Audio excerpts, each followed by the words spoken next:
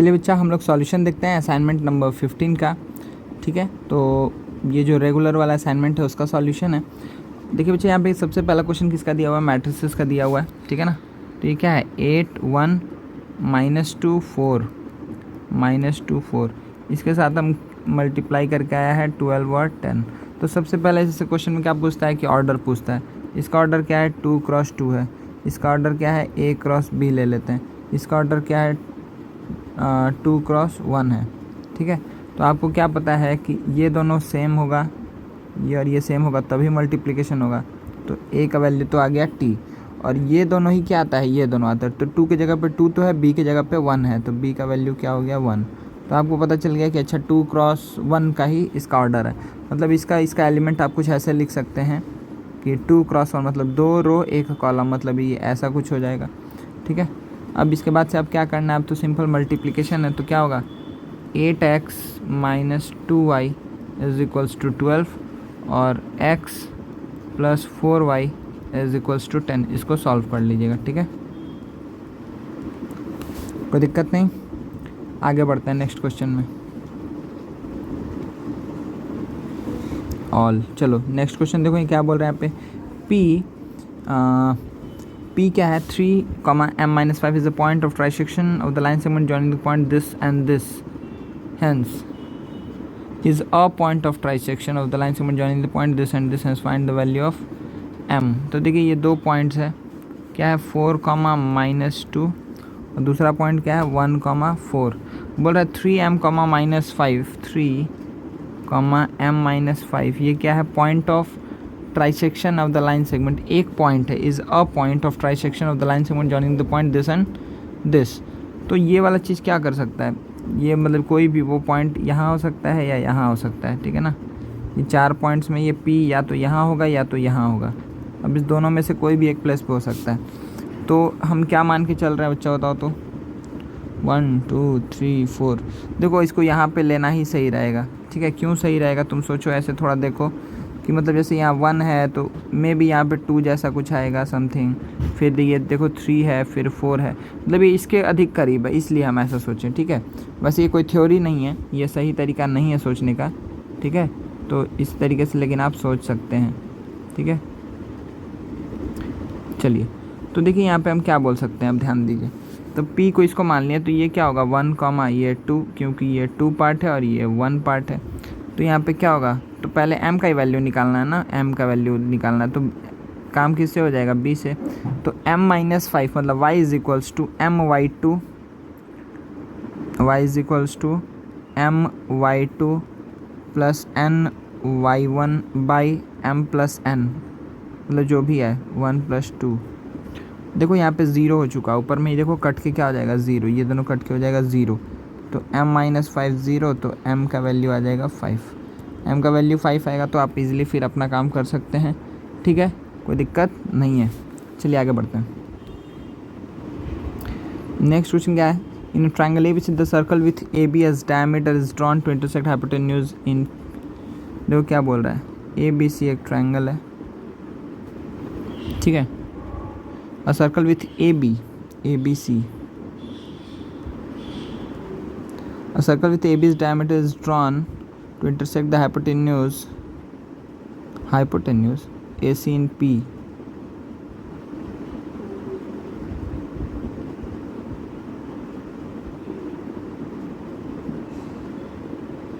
थोड़ा कुछ गड़बड़ है बच्चा, राइट एंगल ट्रायंगल होना चाहिए ना।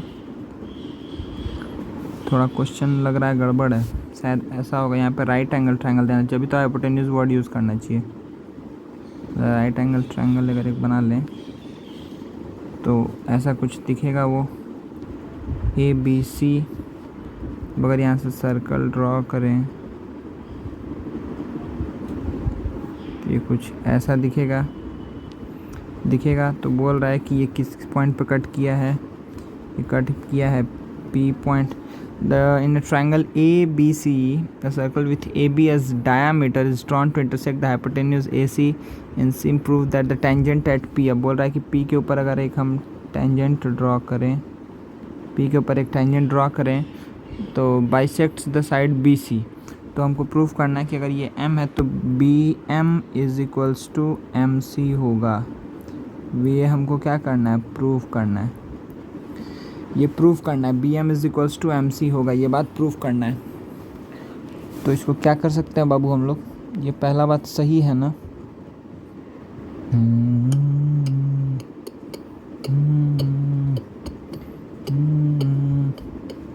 और थोड़ा सोचते हैं, अगर सही नहीं होगा तो फिर इसको हम थोड़ा देर बाद बताएंगे, मतलब नेक्स्ट वीडियो में मे बी इसका। लेकिन दिया है राइट एंगल ट्रायंगल तो है, तभी हाइपोटेन्यूज वर्ड यूज़ किया है। अच्छा ये तो हमको दिख रहा है, बताओ क्या, तो कि B M is equals to M P होगा, दिख रहा है ना, B M is equals to M P होगा। क्यों? क्योंकि एक्सटर्नल पॉइंट से दो टेंजेंट है, दिख रहा है ना, ये एक टेंजेंट है बी एम और ये एम पी, ये दो टेंजेंट्स हैं, ठीक है। अच्छा पी पे ये टेंजेंट है, टेंजेंट और कॉर्ड जो एंगल बनाएगा अल्टरनेट सेगमेंट में, ये कॉर्ड वही एंगल बनाएगा एक्स, ये एक्स। एक मिनट,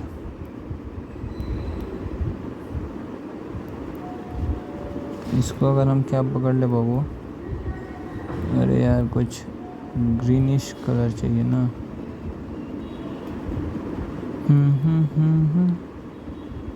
इसको अगर एक्स पकड़ लें, मतलब हम इसको ऐसे सोचना चाह रहे हैं कि ये ऐसे है, सर्कल है, और ये सर्कल पी से टेंजेंट गया है, और यहीं से ये कॉर्ड है, तो ये जो एंगल होगा ये एंगल सेम होगा, इसीलिए ये एक्स है, तो इसको हम एक्स लिखना चाह रहे हैं। अब ठीक है, अब क्योंकि ये दोनों इक्वल है तो ये भी एक्स ही है, ये तो हमको पता था, लेकिन हमको तो इन दोनों को रिलेट करना है। ये कैसे आएगा बाबू, अच्छा ये एक्स आया। अच्छा ये बताओ,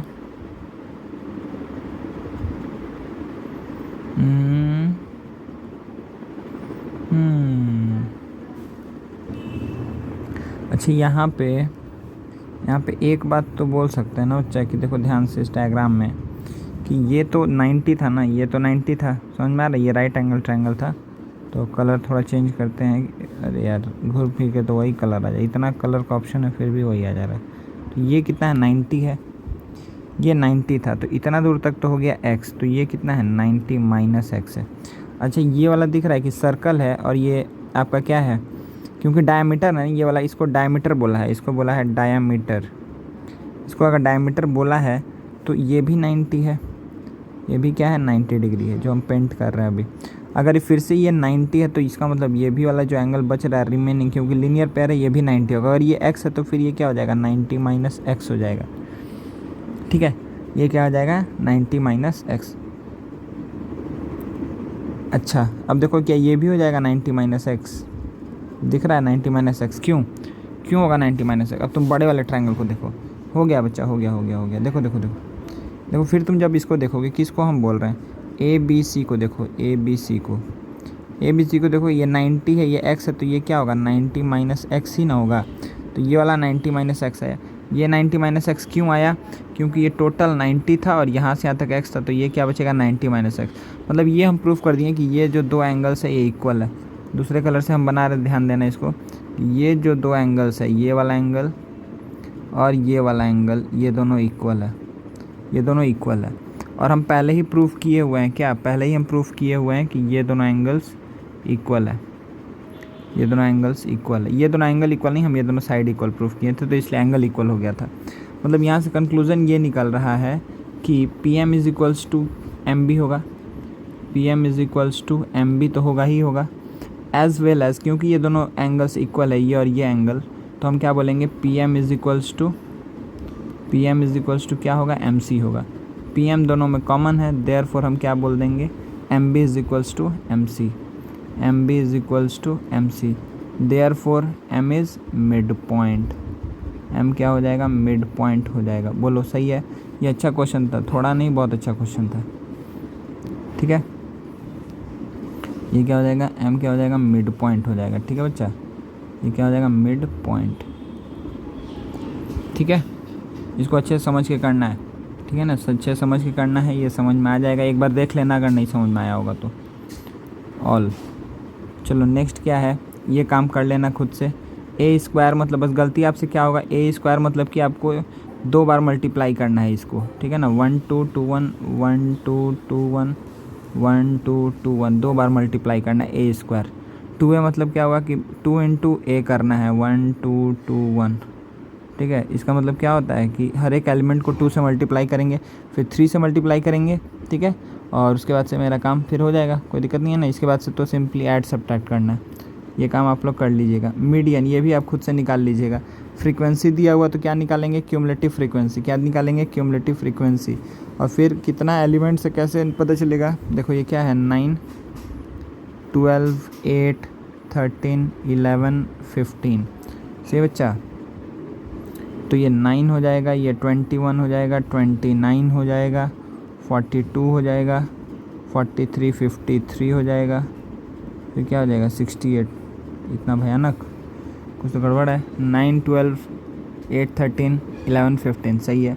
9 21 हो गया, 29 हो गया, 3 32 42 हो गया, 43 53 हो गया, 58 68 हो गया। चलो तो यहाँ पे n का वैल्यू क्या आया, 68, मतलब इवन आया। इवन आया मतलब कहाँ जाएंगे बाबू, इवन आ गया मतलब कि जाएंगे हाफ और हाफ से एक आगे, मतलब ये कितना हो जाएगा 34 और 35 टर्म का एवरेज लेना। 34 35 दोनों ही क्या आएगा, इन दोनों के बीच में आएगा, तो 13 और 13 का एवरेज मतलब 13 he will be the answer. तो हम निकाल ही दिए आपका आंसर, ठीक है। तो यहाँ पे आपका यही आंसर हो जाएगा, ठीक है ना, 13 आंसर हो जाएगा। चलो देखो यहाँ पे the sum of first Q terms of an A P is this. ये सम बच्चा फिर से हम आपको बहुत बार करा चुके हैं। सम ऑफ क्यू टर्म्स ये दिया हुआ है, सम ऑफ क्यू टर्म्स दिया हुआ है, इसको हम बता दे रहे हैं क्योंकि ये बहुत इंपॉर्टेंट ये है, ठीक है ना। तो sum of Q terms, sum of Q terms कितना है बच्चा, तो 63q minus 3q square, 63q minus 3q square. तो S1 क्या देगा हमको 60, S2 क्या देगा बाबू, S2 क्या देगा, तो 63 इंटू 2 माइनस 3 इंटू 4, ये कितना आ जाएगा 612 माइनस 12, क्या आएगा 114, ठीक है 114 आ गया। S2 मतलब क्या होता है कि first term plus second term, first term plus second term, तो सेकंड टर्म क्या आ जाएगा 114 माइनस 60, 114 माइनस 60 कितना आएगा बाबू, कितना आ जाएगा नहीं बताएगा, मतलब बताओ 54, ठीक है 54 आ गया सेकंड टर्म। तो D का वैल्यू क्या निकलेगा, T2 माइनस T1, मतलब A से सब्ट्रैक्ट करेंगे, यही मेरा A था, ठीक है, यही मेरा T1 था। T या T1 लिखो या A लिखो, ठीक है। तो T2 मेरा घट रहा है, ओ बाबा T2 मेरा घट गया, इसका मतलब D का वैल्यू क्या होगा -6, कोई दिक्कत नहीं, ठीक है। फर्स्ट टर्म से मेरा जो सेकंड टर्म है वो छोटा हो चुका है, ठीक है। पक्का ना, पक्का। चलो तो D भी निकल गया। अब आपको क्या पूछा है, A और D अगर आपको पता है तो इसमें क्या बोल रहा है, if the sixth term is इतना ना, if the pth term is इतना then find the value of P। तो ये निकाल लेगा ना, TP का वैल्यू दिया हुआ है, ठीक है -60, मतलब कि P plus n minus 1 into A plus P minus 1 into D, ठीक है ना। P प्लस n माइनस मतलब सॉरी TP क्या होगा, A plus P minus 1 into D। A और D का वैल्यू पता है, P का वैल्यू आपको पता चल जाएगा, ठीक है ना। और क्या बोल रहा है, also find the 11th term of this AP। तो A प्लस 10D करके 11th टर्म निकाल लीजिएगा। मेन काम आपका यही है, ये बहुत इंपॉर्टेंट क्वेश्चन है बच्चा, प्लीज़ इसको अच्छे से कर लीजिएगा, ठीक है, ये बहुत इंपॉर्टेंट क्वेश्चन है। चलो नेक्स्ट देखते हैं, नेक्स्ट क्या है। अच्छा इस फिगर में बोला है AP इज़ टू PB का वैल्यू दिया हुआ है, AP is to PB, AP is to PB का वैल्यू दिया हुआ है 4:3। PQ is parallel to AC, PQ is parallel to AC, ये इसके पैरेलल है, बहुत बढ़िया बात है। क्या बोला है, calculate the ratio PQ is to AC, PQ और AC का रेशियो क्या होगा। तो देखो छोटे ट्रायंगल का पार्ट कितना है, PB है मतलब 3 है, बड़े ट्रायंगल का पार्ट कितना है, मतलब BA है, BA बड़े ट्रायंगल का पार्ट है, तो वो क्या 4 + 3 7 है। तो यही रेशियो क्या होगा, छोटे ट्रायंगल का पार्ट पी क्यू, बड़े ट्रायंगल का पार्ट ए सी, तो इसका भी रेशियो क्या होगा 3/7। यहाँ पे सब बच्चा मिस्टेक करता है, 3:4 दिया है तो लिख देता है पी क्यू इज टू ए सी भी क्या होगा 3:4। आपको देखना है छोटे ट्रायंगल का पार्ट बड़े ट्रायंगल का पार्ट वैसे करके, ठीक है, कोई दिक्कत नहीं है ना। चलो बहुत बढ़िया, मिटा देते हैं इसको। फिर क्या पूछा है, in triangle A R C 90 है, ए आर कहाँ है, मे बी ये आर है ना बच्चा, ये क्या है आर है, ये आर है, ठीक है। ए आर सी कितना है 90 है, पी क्यू एस में पी एस क्यू 90 है, ठीक है, ये तो दिख रहा है। अब क्या बोल दिया जी, अच्छा अब क्या बोल दिया, क्यू एस 6 है, ये आप खुद से कर लेंगे। लेंथ ऑफ ए आर निकालो, कुछ नहीं करना बाबू, देखो ये क्या है, ये एक ट्रायंगल है, ये एक ट्रायंगल है और ये एक ट्रायंगल है, तो इस दोनों में ये 90 है, ये 90, ये दोनों एक ही लाइन है, ठीक है। अगर एक ही लाइन के ऊपर दो लाइन परपेंडिकुलर है, ये परपेंडिकुलर है, ठीक है, मतलब ये दोनों क्या हो चुका है, पैरेलल हो चुका है, ठीक है, ये दोनों क्या हो चुका है, पैरेलल। तो ये 90 और 90 तो सही है,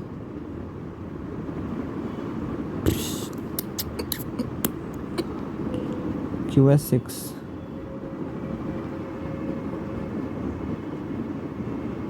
एक मिनट बच्चा,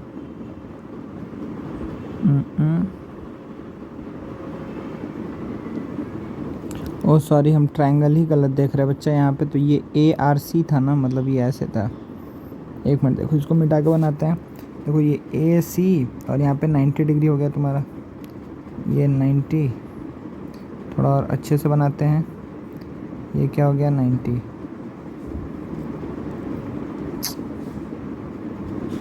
ये हो गया 90, तो ये ARC। अब यही क्या बात बोल रहा है, ये ऐसे, ये हो गया PSQ, ये 90 तो है, इसके साथ साथ क्या होगा, ये दोनों एंगल भी इक्वल होगा, क्यों, ये क्या है, देखो यहाँ पे ये एंगल और यहाँ पर ये एंगल, ये दोनों एंगल क्या होगा, इक्वल होगा, ये एंगल और ये एंगल अब बात कर रहे हैं, ठीक है ना। ये क्या अल्टरनेट इंटीरियर एंगल, क्योंकि दो पैरेलल लाइन्स है, ये गिवन था पहले ही, पैरेलल लाइन है, तो ये और ये इक्वल होगा, मतलब ये दोनों सिमिलर है। सिंपल सा बात इतना है कि ये दोनों सिमिलर है, अगर सिमिलर है तो हम साइड्स का रेशियो को सेम लिख सकते हैं। QS6 दिया हुआ है, AR पूछा है, QS6 दिया हुआ, ध्यान दो यहाँ पे देखो, QS6 AR पूछा है, QS ये 6 दिया है, AR पूछा है। क्या हमको AC PQ कुछ भी पता है, AC PQ का रेशियो हम निकाल चुके हैं, ठीक है ना। तो PQ by AC by PQ क्या था, AC बाई PQ था 7/PQ क्या था 3, ठीक है ना, क्योंकि 3:2 क्या था 4 था ना बाबू ऊपर में, हाँ नहीं 4:3 था, ओके ओके ओके,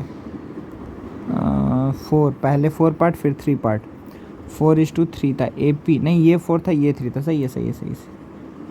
देखो ये वाला पोर्शन क्या था 4 था, ये वाला पोर्शन क्या था 3 था, तो इस ट्रायंगल में जो साइड आ रहा है वो किस साइड को लेगा, मतलब वो 3 वाले को ले, मतलब कंसिडर 3 वाला उसमें कंसिडर होगा, PQ में 3 कंसिडर होगा और AC में क्या 4 कंसिडर होगा, मतलब 7 कंसिडर होगा, दोनों का एडिशन 3 और 4 का, तो ये 7/3 है। और यही किसके बराबर होगा, AC/PQ। देखो AC/PQ जो है ये किसके बराबर होगा, ये आपका हो जाएगा AC का कौन सा पार्ट, तो X, उसका कौन सा पार्ट, तो 6, ठीक है ना, जाएगा 2 टाइम्स में X का वैल्यू आ जाएगा 14, ठीक है, सेंटीमीटर। ये भी अच्छा सम था, ठीक है, इसको भी कर सकते हो। चलो नेक्स्ट देखो क्या है, find the equation of the line which passes through the point and the sum of the intercept on the axis. ये बच्चा कम से कम टेस्ट में 3 बार दिए हैं और फिर यहाँ पर असाइनमेंट में भी 2 बार आ चुका है। सम 14 है, तो एक तो को ये देखो ये और ये मिला करके 14 है, तो इसको x पकड़ लो, मान लो कि ये x है, तो ये क्या होगा 14 माइनस एक्स होगा, 14 माइनस एक्स होगा, तो इसका कोऑर्डिनेट क्या होगा 0,14 माइनस एक्स, और ये क्या होगा x, 0। हमेशा एक पॉइंट दे दिया रहेगा, जैसे कि यहाँ पे दिया हुआ है 3,4, आप क्या करेंगे, let this point is A, ये पॉइंट B, ये पॉइंट C, ठीक है। तो आप क्या लिखेंगे, slope of AB is equals to slope of BC, slope of AB is equals to slope of BC, आप ये काम करेंगे, ठीक है। Slope of A B is equal to slope of B C करेंगे, यहाँ से आपको एक्स का वैल्यू मिल जाएगा। एक्स का वैल्यू मिल जाना मतलब आपको ये पॉइंट मिल गया और ये पॉइंट भी मिल गया। फिर जो भी पूछे आप निकाल सकते हैं इजीली, ठीक है, कोई दिक्कत नहीं, ठीक है ना। ये काम ही करना है, यही इंपॉर्टेंट है, ठीक है। पहले के भी हम असाइनमेंट में बता चुके हैं, ठीक है। चलिए मिटा देते हैं। नेक्स्ट क्या बोल रहा है, out of certain number of sarus birds 1/4 are moving about a lotus plant, ठीक है। 1/4 आर मूविंग, एक मिनट, मान लो टोटल कितना है, एक्स है, टोटल कितना है, एक्स है, तो x/4 are moving around the lotus plant. 1/9 coupled with 1/4, 1/9 coupled with 1/4 as well as 7 times the square root of the total number of sarus birds move on a hill. 56 birds remain at the what tree? Okay. थोड़ा सा यहाँ पे statement तो हमको गड़बड़ लग रहा है, फिर भी एक बार पढ़ते हैं और ध्यान से। Out of certain number of sarus birds, 1/4 are moving about a lotus plant. 1/9 coupled with 1/4, 1/9, okay, as well as 1/9 coupled with 1/4 as well as 7 times the square root of the total number of, देखो बच्चा total को तुम क्या मानोगे, x square, square root बोल रहा है, ठीक है ना। तो ऐसा 7 times the square root of the total number of sarus birds move on a hill. 56 birds remain at the tree, ठीक है। तो मतलब देखो ये वाला टोटल नंबर प्लस x²/4, ये पहले का x²/4, इसमें क्या बोल रहा है, 1/9 coupled with 1/4 as well as 7 times the square root of the total number of sarus birds move on a hill। अब क्या बोल रहा है, 56 birds are remaining, मतलब ये बर्ड जो लोटस के अराउंड मूव कर रहा है और ये जो हिल के लिए और जो रिमेनिंग 56, ये तीनों मिलाकर के कितना होगा, x² होगा। So this is the equation actually, ठीक है। ये x², ये सारा क्या होगा, इक्वेशन होगा। x नहीं लेना है, x² हम बोल रहे हैं, टोटल x² था, ठीक है। यही आपका इक्वेशन बनेगा, आप इसको सॉल्व कर लीजिएगा, ठीक है। ये समझ में आ रहा है ना क्या लिखे हैं, ये 2 बार x²/4 आ गया, मतलब ये तुमको ऐसे काम करना है कि x²/9 plus x²/4 plus x²/4 plus 7x plus 56 equals to x², ठीक है। अब 36 से बोथ साइड मल्टीप्लाई कर दो, x का वैल्यू अब यहाँ से निकाल लेना, ठीक है, कोई दिक्कत नहीं, पक्का। चलो बढ़िया, तो इसको सॉल्व करना है, इसका x का वैल्यू निकालना है, ठीक है ना। तो आई होप और कोई सम में तो प्रॉब्लम नहीं है। चलिए फिर नेक्स्ट मिलते हैं नेक्स्ट वीडियो में।